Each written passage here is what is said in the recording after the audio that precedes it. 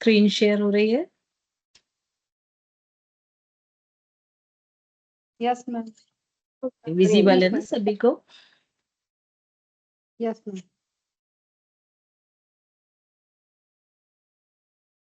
तो एक नजर हम लास्ट क्लास पे डालते हैं। सबसे पहले हमने देखा था कि एनाटॉमी फिजियोलॉजी।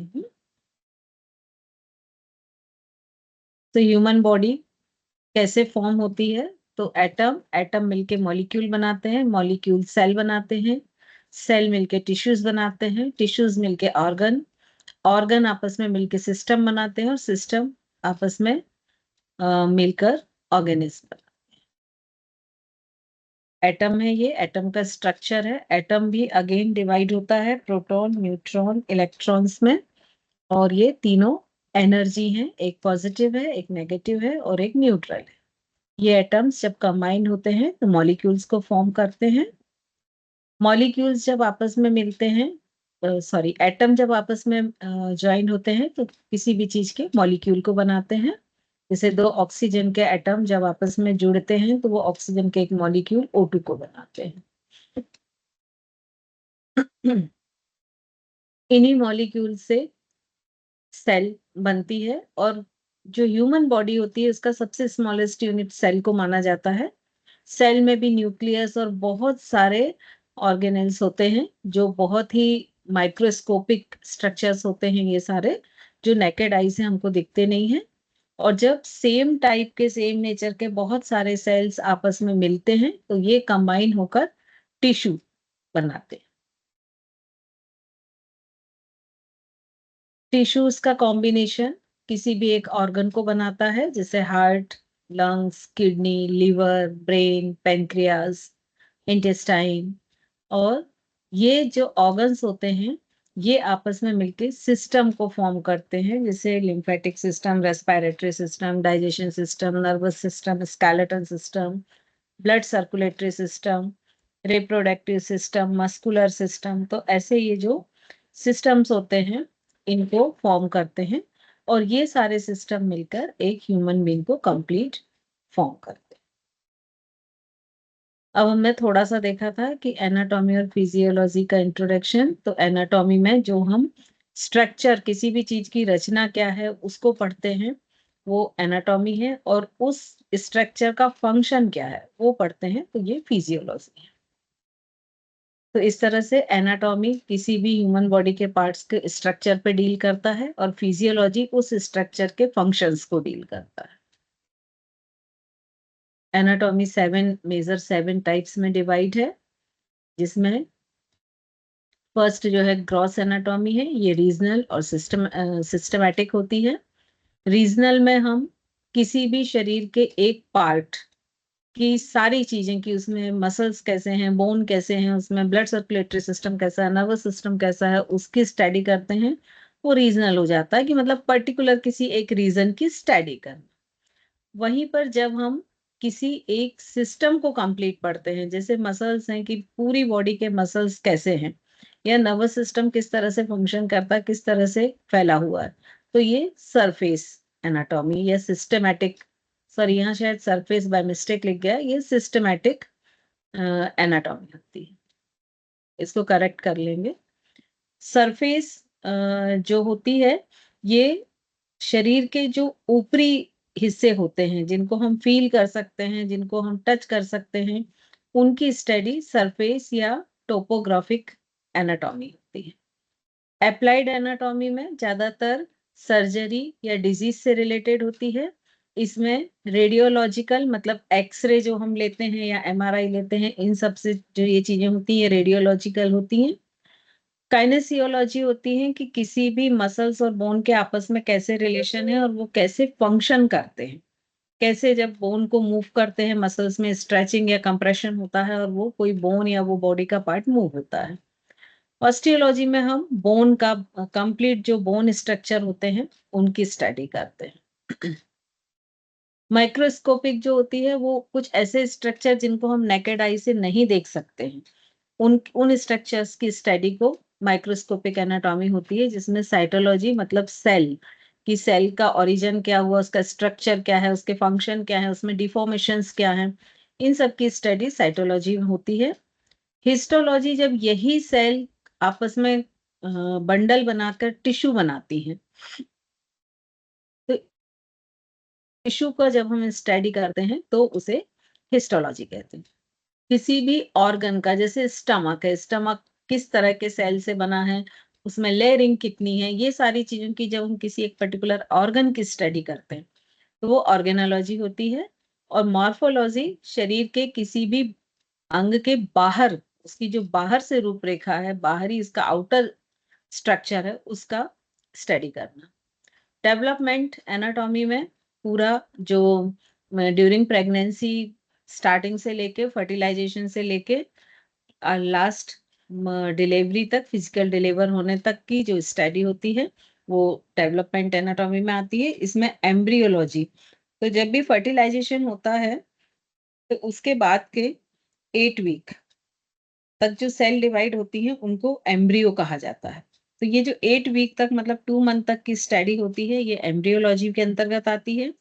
इसके बाद ये फीटल होता है, तो 3 मंथ से लेकर 9th मंथ तक की जो भी स्टडी होती है वो फीटल होती है। फिर टेराटोलॉजी, इसमें अगर एम्ब्रियो का ग्रोथ जो है वो एबनॉर्मल है तो उसमें क्या एबनॉर्मल डेवलपमेंट्स हो रहे हैं उसकी स्टडी होती है। जेनेटिक्स में एम्ब्रियो या फीटल के जीन्स, डीएनए, राइबोसोम्स, इन सब की स्टडी होती है। न्यूरो में सारे नर्वस सिस्टम से रिलेटेड सारी स्टडी होती है। और मॉर्बिड या पैथोलॉजिकल के अंतर्गत जो भी एबनॉर्मल डिजीज होती हैं या जो कुछ डैमेज स्ट्रक्चर्स होते हैं उन सब का स्टडी किया जाता है।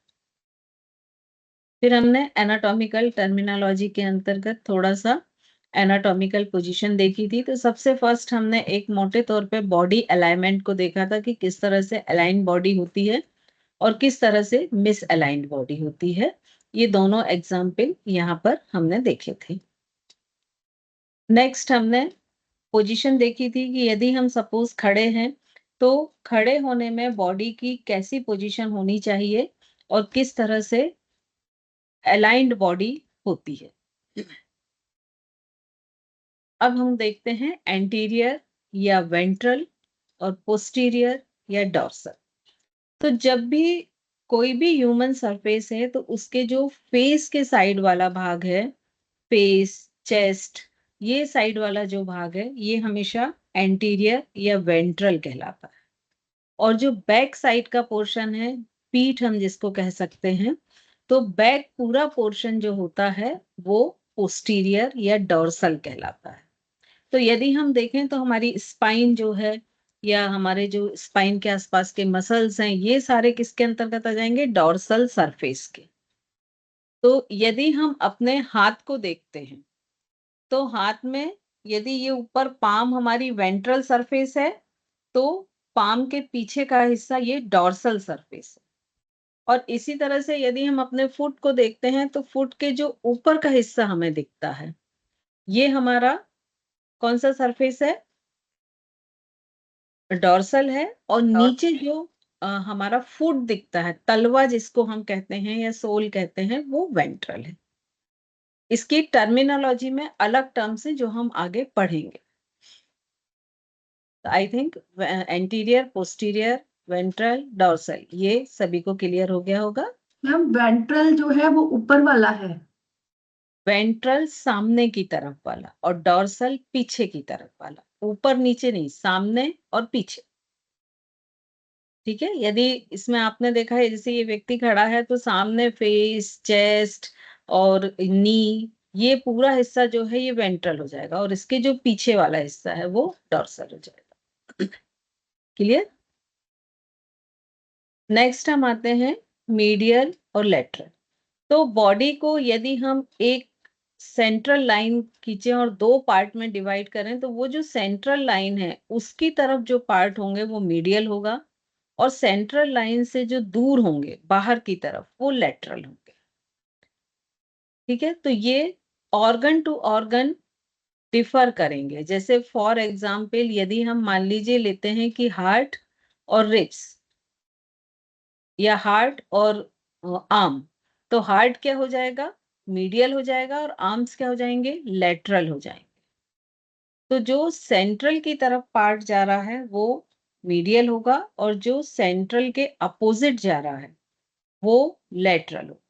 और इंटरमीडिएट मतलब कोई भी दो स्ट्रक्चर के बीच में यदि कोई स्ट्रक्चर है तो वो इंटरमीडिएट कहलाएगा। इसके बाद आता है प्रॉक्सिमल डिस्टल। तो जो ट्रंक रीजन होता है, या इसको इन शॉर्ट हम ऐसे भी समझ सकते हैं कि हार्ट से जो चीज पास होती है वो प्रॉक्सिमल, और हार्ट से जो चीज दूर होती है वो डिस्टल। तो यदि हम एक एग्जाम्पल हमारे हाथ का लें तो शोल्डर, और यदि हम कलाई का एग्जाम्पल लें तो शोल्डर क्या हो जाएगा, प्रॉक्सिमल, और रिस्ट क्या हो जाएगी, डिस्टल। लेकिन यदि हम रिस्ट और फिंगर्स का एग्जाम्पल लें कि इन दोनों को हमको बताना है, तो रिस्ट क्या हो जाएगी, क्योंकि वो हार्ट की तरफ है तो वो प्रॉक्सिमल, और फिंगर्स क्या हो जाएंगी, डिस्टल। तो ये इस तरह से प्रॉक्सिमल और डिस्टल दो टर्म यूज होती है। फिर सुपरफिशियल एंड डीप, तो जो भी स्किन की तरफ है ऊपर वो सुपरफिशियल, और जो स्किन से दूर है अंदर की तरफ है वो डीप हो जाएगा। तो यदि रिब्स और स्किन का यहाँ एग्जाम्पल दिया है, तो जो स्किन है वो सुपरफिशियल होगी किसके कंपैरिजन में, रिब्स के।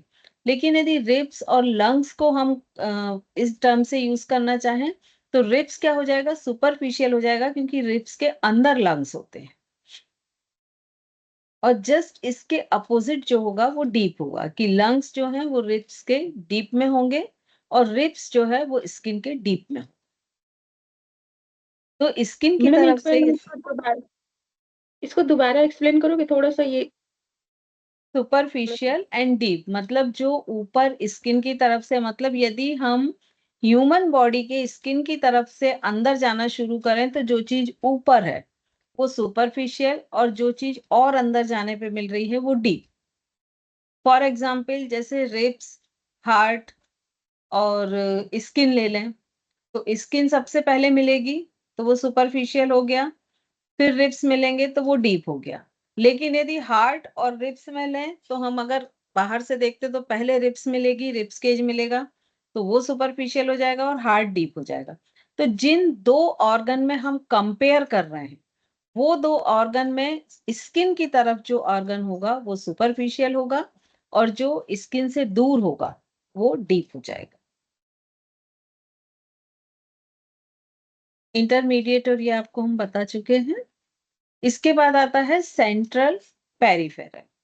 सेंट्रल मतलब होता है कि जो बॉडी का सेंट्रल एक्सेस होता है इसकी तरफ जो भी ऑर्गन्स हैं वो सेंट्रल, और पेरिफेरल मतलब जो इस सेंट्रल से दूर है वो पेरिफेरल। तो जैसे सेंट्रल नर्वस सिस्टम है तो वो पूरा बॉडी के सेंटर में होगा, पेरिफेरल नर्वस सिस्टम है तो वो क्या होगा, बॉडी के दूर, सेंट्रल से दूर होगा, सुपरफिशियल होगा, बॉडी के स्किन की तरफ होगा।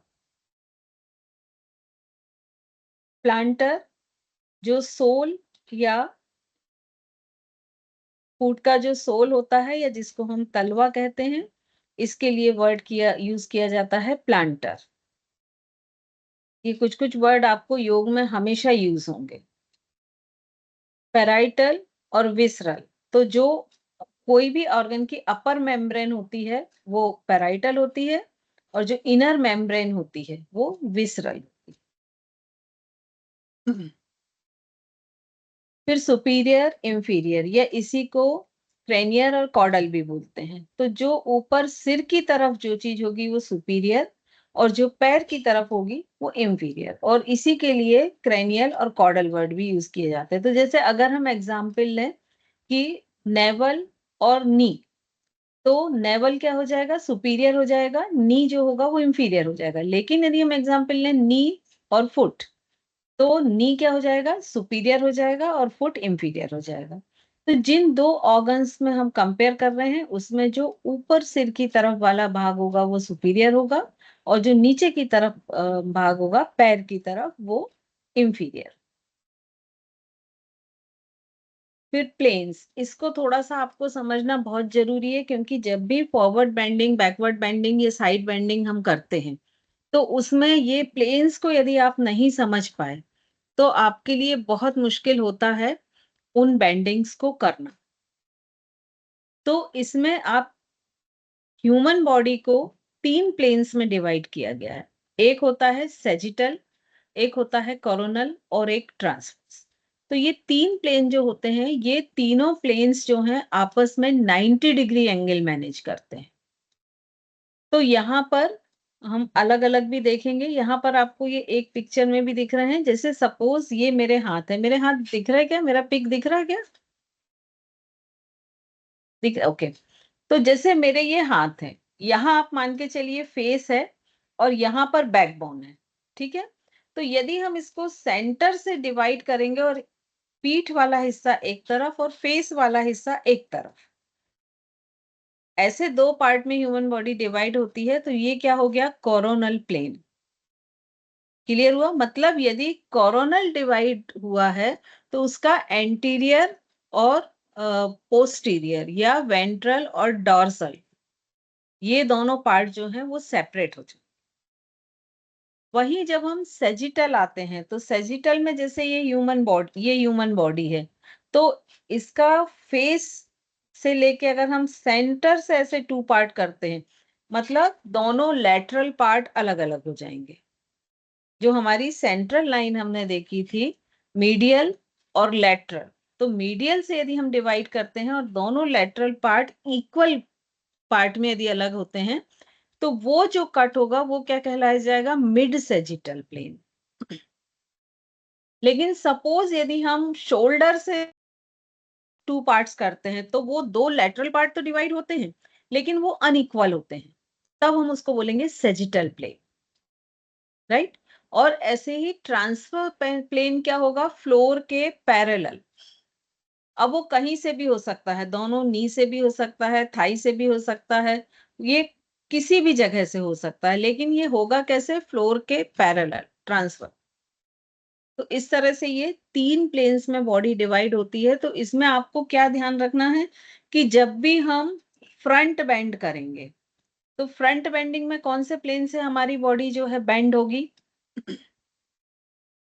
Transverse plane.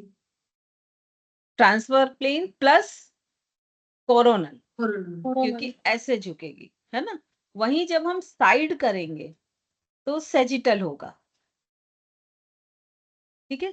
तो ये जब आप ये बेंडिंग मैम पढ़ेंगे एक बार सर्जिकल का एक बार दोबारा बता देंगे। ये ट्रांसवर्स तो कोरोनल तो समझ आ गया, हाँ, सेडिसल अभी पोजिशन। आगे स्लाइड में और डिटेल में तो आप समझ पाएंगे ना। तो इस चीज को जब हम बेंडिंग और योग में जाएंगे तो ये चीजें बहुत अधिक यूज होंगी। देखिए ये कोरोनल प्लेन है, मतलब बॉडी का फेस वाला हिस्सा और स्पाइन वाला हिस्सा अलग अलग हो जाना। वेंट्रल और डार्सल पोर्शन का 2 पार्ट में डिवाइड हो जाना कोरोनल प्लेन है। ये आप लोग को क्लियर हो गया है, राइट? ये सेजिटल है। सेजिटल प्लेन मतलब दोनों लेटरल, जो कोरोनल के 90 डिग्री पर ये सेजिटल प्लेन होगा, क्योंकि अगर कोरोनल ऐसा है तो सेजिटल ऐसा है ना? तो जब ये 90 डिग्री पर एक पूरा लंबा इमेजिनरी लाइन बनेगी तो ये दोनों लेटरल पार्ट्स को अलग कर देंगे, और ये दोनों लेटरल पार्ट्स जब इक्वली अलग होंगे तो मिड सेजिटल हो जाएगा। और जब ये दोनों लेटरल पार्ट तो अलग हो रहे हैं बट ये अनइक्वल हो रहे हैं, सपोज इस पिक्चर में आपको दिख रहा है ये सेंटर से ब्लू किया हुआ है, अब उसकी जगह यहाँ शोल्डर से स्ट्रेट करते हैं, तब भी 2 पार्ट हो रहे हैं, लेकिन ये दोनों इक्वल नहीं है, तो उस कंडीशन में ये कहलाएगा सेजिटल प्लेन। और ये जो ब्लू आपको दिख रहा है ये क्या हो गया? मिड सेजिटल प्लेन, क्योंकि ये दोनों लेटरल पार्ट को इक्वली डिवाइड कर रहा है। क्लियर हो गया अभी? यस, नो मैम से? ऐसी कोरोनल भी हो जाएगा कि coronal plane and mid coronal plane? नहीं, कोरोनल में इतना स्पेस नहीं रहता है कि उसको आप सेंटर के अलावा और कहीं से कर सकें। चौड़ाई में अच्छा। आपकी बॉडी कितनी रहेगी, है ना? हम्म, तो वहां पर वो नहीं स्कोप होता है। ठीक है, प्लीज बाकी लोग अपना म्यूट कर लें माइक। इसके बाद टीपी, जिसको ट्रांसवर्स प्लेन बोलते हैं, तो ये यहाँ पर आप देख रहे हैं कि ये लगभग बेल्ट लाइन से है, ये नी से भी हो सकता है, थाई से भी हो सकता है, कहीं से भी हो सकता है। तो जब भी ये हॉरिजेंटल प्लेन रहेगा जो कि फ्लोर के पैरेलल होता है, तो ये प्लेन अगर बॉडी का होगा तो ये किसको करेगा, सुपीरियर और इंफीरियर पार्ट को, है ना, 2 पार्ट में डिवाइड करेगा, ऊपर का हिस्सा सुपीरियर, नीचे का इंफीरियर।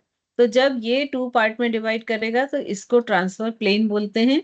लेकिन इसमें मिड ट्रांसफर प्लेन जैसी कोई चीज नहीं होती है। यदि ये इक्वल सुपीरियर इंफीरियर डिवाइड करे या अनइक्वल सुपीरियर इंफीरियर डिवाइड करे, इसको कहते हैं सिर्फ ट्रांसफर प्लेन ही है। क्लियर हुआ? मैम ऐसा क्यों, मिड क्यों अब नहीं, ये क्योंकि अगर टर्म्स बॉडी के हैं, बीच टर्म्स हैं ये। अब इसके लिए हम क्यों कुछ नहीं कह सकते हैं, शुगर को शुगर क्यों कहते हैं ये नहीं कह सकते हैं, लेकिन शुगर को शुगर ठीक कहते है। हैं, राइट। अब ये देखिए, जो हम मिस अलाइनमेंट की बात कर रहे थे, तो इसमें देखिए जब मिस अलाइंड बॉडी होती है तो उसके ये जो 4 लाइंस होती हैं, ये पैरेलल हैं तो अलाइंड, और ये इस तरह से अगर पैरेलल नहीं है तो ये मिस अलाइंड बॉडी हो जाती है। ये चेक करने के तरीके आपको नेट पर मिल जाएंगे बहुत सारे। अब एक हम मिसअलाइनमेंट देखते हैं स्पाइन का, क्योंकि स्पाइन ऐसी चीज है कि वो बहुत सारे लोगों को प्रॉब्लम होती है। और उसमें आप देखिए ये जो नीचे फिगर बना है, तो इसमें देखिए ये कितनी तरह से ये जो स्पाइन होती है वो मिसअलाइंड होती है। कभी ये जो दिख रहा है, ये पीठ वाले रीजन से ऐसा हम जैसा हो गया है, ये ज्यादातर लोगों को होती है। जैसे ही एज बढ़ती है तो नेक ऐसे सामने की तरफ हो जाती है, शोल्डर राउंडेड हो जाते हैं, और जो चेस्ट के जस्ट पीछे की स्पाइन होती है वो ऐसे थोड़ी सी बाहर को निकल जाती है। कई बार बहुत अधिक स्ट्रेच हो जाती है, जो एक नॉर्मल उसका एस शेप होता वो खत्म हो जाता। तो ये कई बार ये लेफ्ट और राइट साइड भी हो जाती है। ठीक है, तो ये एक नॉर्मल स्पाइन है जो पीछे से देखने में सीधी दिखती है। अगर ये लेफ्ट और राइट साइड स्पाइन इस तरह से कर्व हो गई है कि एनी हाउ कोई भी रीजन से, तो उसको बोलते हैं स्कोलियोसिस। और अगर ये बाहर की तरफ चेस्ट के पीछे कर्व हो गई है, सी शेप हो गई है, तो इसको बोलते हैं काइफोटिक स्पाइन।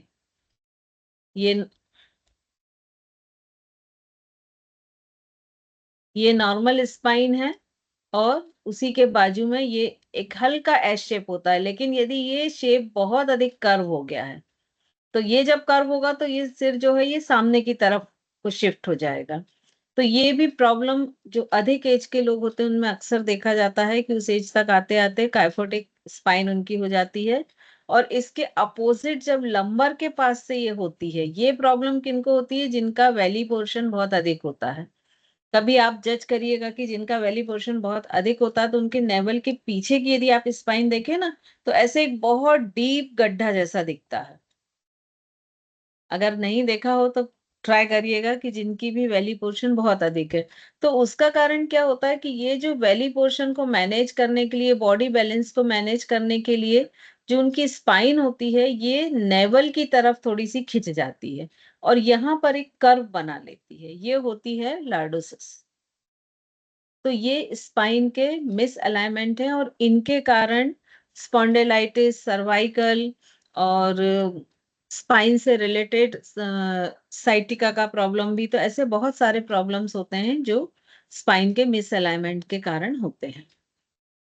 कुछ मिस अलाइनमेंट्स होते हैं जैसे नेक, शोल्डर नेक, ये हमारा ऐसा 180 पे होना चाहिए, लेकिन मोस्टली आप जब नॉर्मल बैठे तो देखिए कोई थोड़ा सा हल्का सा लेफ्ट साइड सिर झुका के बैठता है, कोई राइट साइड, कोई सामने की तरफ।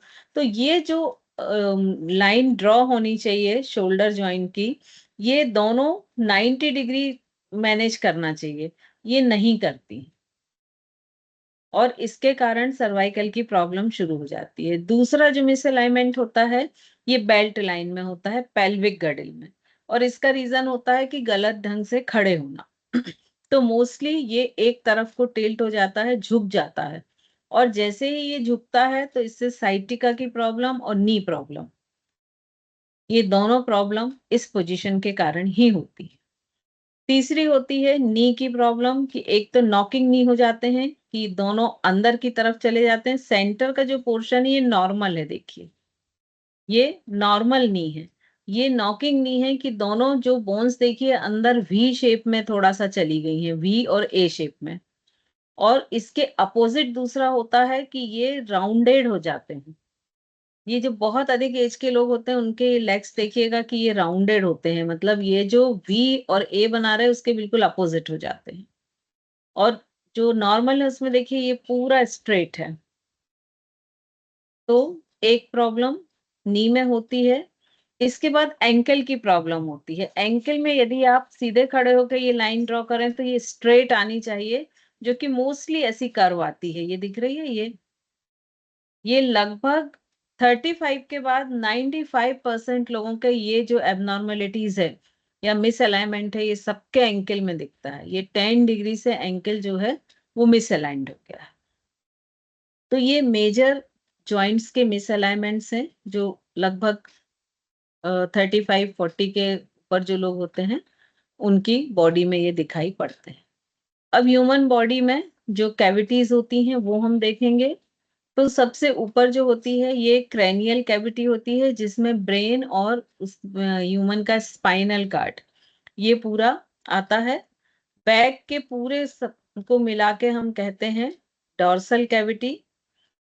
फिर फ्रंट में हम देखें तो एक थोरेसिक कैविटी होती है जो कि डायफ्राम से ऊपर गले तक या शोल्डर तक होती है। डायफ्राम के नीचे जो होती है वो एब्डोमिनल कैविटी होती है। तो इस तरह से अगर इधर देखें तो मेन, वेंट्रल, डॉर्सल और क्रेनियल, ये 3 तरह की कैविटी मिलती हैं। और क्रेनियल में फिर इनको आगे और भी डिवाइड किया गया है, उतना डिटेल में जाने की जरूरत नहीं है हमें। तो ह्यूमन कैविटी को मोटे तौर पे देखें, पहले 2 कैविटी है, डॉर्सल और वेंट्रल। जो पीछे की तरफ होंगी, पीठ की तरफ, वो डॉर्सल कैविटीज हो जाएंगी। और जो सामने की तरफ होंगी, फेस की तरफ, चेस्ट की तरफ, वो वेंट्रल हो जाएंगी। डॉर्सल कैविटी है, ये 2 पार्ट्स में डिवाइड होती है। क्रेनियल जिसमें ब्रेन रहता है, और वर्टिब्रल जिसमें पूरी रीढ़ की हड्डी है, स्पाइनल कार्ड होता है। फिर वेंट्रल कैविटी ये 2 में होती हैं, थोरेसिक और एब्डोमिनल। डायफ्राम के ऊपर वाली थोरेसिक, डायफ्राम के नीचे वाली abdominal. Thoracic, pleural cavity, pericardial और मैस्ट्रियनियम। और ये जो एब्डोमिनल है, ये एब्डोमिनल कैविटी और पेल्विक कैविटी। तो इस तरह से ये कैविटीज का क्लासिफिकेशन है ह्यूमन बॉडी। थोरेसिक कैविटी में क्या क्या ऑर्गन्स आएंगे? Heart, lungs, trachea, oesophagus, large blood vessels, nerves. ये सारी चीजें जो हैं ये थोरेसिक कैविटी के अंतर्गत आएंगी। डॉर्सल कैविटी है, इसमें 2 इसके पार्ट होते हैं। एक तो अपर पोर्शन है जिसमें क्रेनियल कैविटी होती है और उसके में ऑर्गन जो होता है वो ब्रेन होता है। फिर लोअर पोर्शन में वर्टिब्रा आता है, मतलब पूरा का पूरा जो रीढ़ की हड्डी होती है, बैकबोन होती है, वो पूरी कंप्लीट लोअर पोर्शन में आती है। एब्डोमिनल कैविटी में इंटेस्टाइन, किडनी एंड सारी ग्लैंड्स आती हैं। और जो पेल्विक कैविटी होती है इसमें मोस्टली रिप्रोडक्टिव और यूरिनरी सिस्टम से रिलेटेड ऑर्गन्स आते हैं, जैसे रेक्टम, यूटेरस, और जितने भी ये यूरोजेनाइटल जिसको हम कहते हैं, ये सारे ऑर्गन इसमें आते हैं। एक्यूट और क्रोनिक, ये 2 वर्ड बीमारियों को लेके हम अक्सर यूज करते हैं और इसमें काफी कंफ्यूजन भी कई बार रहता है। तो एक्यूट का मतलब होता है कि कोई भी सिम्टम तुरंत आया और बहुत अधिक आया, मेजर आया, जैसे heart attack, cardiac arrest, renal failure, इस टाइप की जो चीजें होती है वो एक्यूट होती है। और क्रोनिक होती है, क्रोनिक वो डिजीज होती हैं जो धीरे धीरे धीरे धीरे बढ़ती गई और फिर बढ़ते बढ़ते इतनी बढ़ गई कि वो बॉडी को डैमेज करने लगी। जैसे अर्थराइटिस हुआ या अस्थमा हुआ, ये जब जो बीमारियां हैं ये धीरे धीरे बढ़ती हैं। तो जो लंबे समय से चली आ रही हैं और धीरे धीरे बढ़ती जा रही हैं, प्रोग्रेसिव डिजीज हैं, वो क्रोनिक, और जिनके सिम्टम्स अचानक से आते हैं और इतने इतनी उनकी इंटेंसिटी इतनी अधिक होती है कि वो लाइफ टेकिंग होते हैं, वो एक्यूट।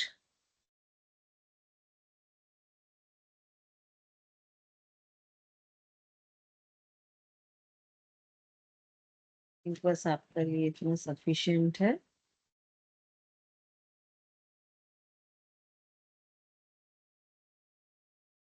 तो ये पूरी टर्मिनोलॉजी है जो यूज करते हैं। ये इसका यूज आपके योग में भी बहुत बार होगा। ठीक है, अब किसी के क्वेश्चंस हैं तो आप पूछ सकते हैं। मैम मेरा एक क्वेश्चन है, जो हम्म। अभी आपने लेग्स का बताया ना कि नी से लेग्स हम किसी के ऐसे हो जाते हैं, किसी के नॉर्मल हैं या किसी के ऐसे हो जाते हैं, तो ये क्या एज में ही होता है और this can happen from childhood age also? देखिए, कुछ ऐसे होते हैं जो बाय बर्थ डिफॉर्मेशंस होते हैं, है ना। आप लोगों ने देखा होगा कि वो बाय बर्थ ही वो चीजें थी, और अगर बाय बर्थ हैं तो वो अर्ली स्टेज में हो जाएगा, लेकिन मोस्टली बाय बर्थ बहुत ही कम होते हैं। और आजकल क्या होता है कि जैसे ही डिलीवर होता है तो जो बच्चों का डॉक्टर वहां पर एक प्रेजेंट रहता ही है, जो सारी चीजों को तुरंत ऑब्जर्व करता है, सारे टेस्ट करता है। इवन आजकल डायबिटीज वगैरह के भी तुरंत ही टेस्ट हो जाते हैं। तो अगर बाय बर्थ नहीं है तो फिर आपको लेटर स्टेज, मतलब आपके लगभग अबव 35-40 के बाद वो शुरू होगा, क्योंकि उस समय तक आप अपनी बॉडी के ज्यादातर जॉइंट्स को 10 डिग्री से मिसअलाइन कर चुके होते हैं। तो मतलब हम इसको यही समझें कि ये मिसअलाइन पोस्चर की वजह से होता है और बाय बर्थ होता है, पर जैसे जो यंग टीनेजर्स हो गए या जो चाइल्ड एज हो गए उनमें ये प्रॉब्लम कम होती है, या फिर वहां पे भी हो सकता है, या वो कुछ और अगर डिफॉर्मिटी हो सकती है? लंबे समय तक आपका पोस्चर डिफेक्ट है तो आपको यंग स्टेज में भी प्रॉब्लम आ सकती है। हो सकती है। क्योंकि नी की प्रॉब्लम आप देखिए, अभी प्रेजेंट में जो टीनेजर है उनको तक प्रॉब्लम आने लगी, या नेक प्रॉब्लम जो होती है उससे रिलेटेड, तो उनको भी हो सकती है। तो ये डिपेंड करता है कि आप अपनी बॉडी को किस तरह से यूज कर रहे हैं, किस तरह से आप बैठ रहे हैं, किस तरह से उठ रहे हैं, किस तरह से खड़े हो रहे हैं, कैसे चल रहे हैं, आपकी नेक की पोजीशन क्या है। खासकर लड़कियों में ये प्रॉब्लम ज्यादा होती है। अभी तो फिर भी थोड़ा सा कम है, अदरवाइज पहले तो एक होता था ना कि झुक के बैठो, स्ट्रेट नहीं रहो, तो वो स्पाइन को बेंड कर देता है, वो जो हैबिट होती है। एक तो फ्रंट वेट ज्यादा रहता है प्रेस के कारण, और फिर अगर एक ये हो कि स्पाइन स्ट्रेट नहीं करो, तो उसमें आप देखिएगा कि स्पाइन जो है वो सी शेप होनी शुरू हो जाती है। तो ये फीमेल्स में ये अधिक देखने को मिलती है कंपैरेटिवली मेल्स। मैम ये जो बाय बर्थ वाला है ना बच्चों का, तो वो अगर फीटस के समय अगर मदर ने प्रेगनेंसी में प्रॉपर कैल्शियम नहीं लिया तो उसकी डेफिशिएंसी से उनके नॉक नीज, मतलब आपस में यूं टकराते हैं, बच्चे चलते हैं टेढ़े पैर, नॉक बिल्कुल। नीज हो जाते हैं, उसको हाँ, बोलते हैं। क्योंकि ये जो नॉकनी होता है ये बच्चों में बहुत देखा जाता है, एक पर्टिकुलर ये वाला जो प्रॉब्लम होता है ना, ये बच्चों में बहुत देखा जाता है। तो ये फॉलिक एसिड और जो कैल्शियम, इन सब की अगर डेफिशिएंसी, इवन आयरन की डेफिशिएंसी है माँ को, तो उन सब के चलते ये प्रॉब्लम्स आती है बच्चों में। ये जो पूरा चैप्टर अभी तक हमने पढ़ा, ये आपके एग्जाम से रिलेटेड नहीं है, लेकिन आप जहां कहीं भी एनाटॉमी या फिजियोलॉजिकल के टर्म्स में कुछ भी बात करेंगे तो ये टर्म्स यूज होंगी, तो इसलिए ये लिया गया है। तो ये सिर्फ आपके समझने के लिए है। मैम एक बार आप प्लीज वो जो रीढ़ की हड्डी की जो स्लाइड थी एक बार वो दिखा